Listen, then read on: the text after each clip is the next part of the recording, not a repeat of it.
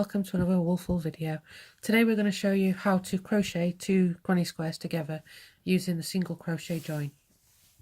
So I've got 2 granny squares here. What I'm going to do is place them back to back with the right side facing outwards, and we're going to join along the edge using a ridge join with single crochet.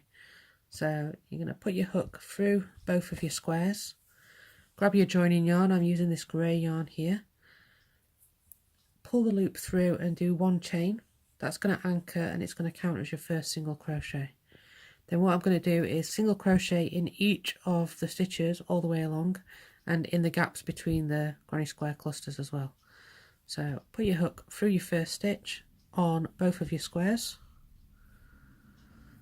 grab your yarn and drag it through, yarn over and pull it through both loops. That's 1 single crochet done and it's joined the 2 squares together. So we're going to carry on doing that all the way along. And I've also done it in the gap between the granny square clusters as well. I think it makes it look a bit more granny square like if you do that, but you can just either ignore that or you can do a single crochet in the actual gap itself.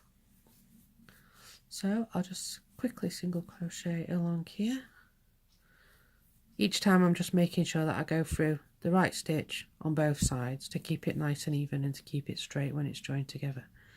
You can use these for scarves or for tops. In this case it's going to be a blanket. I'm first going to join in strips and then join the strips together to make the finished blanket.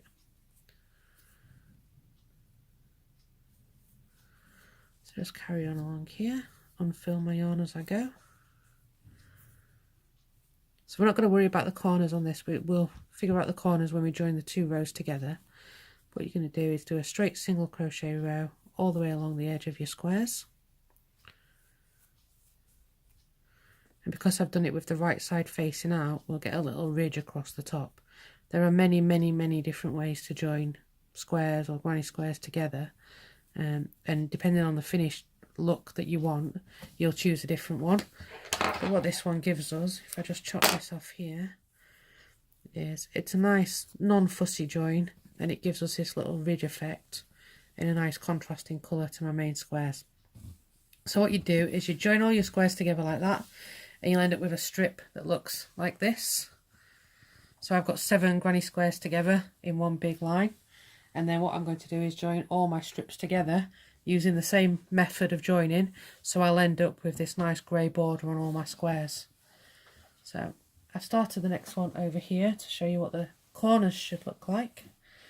So you can see already that I've got all my joins down the lines for the strips, and then I've started to join 2 of my rows together, so you can see that the rest of my rows are split off over here, and I've got to the point where I'm ready for a corner, so I can show you what I do here.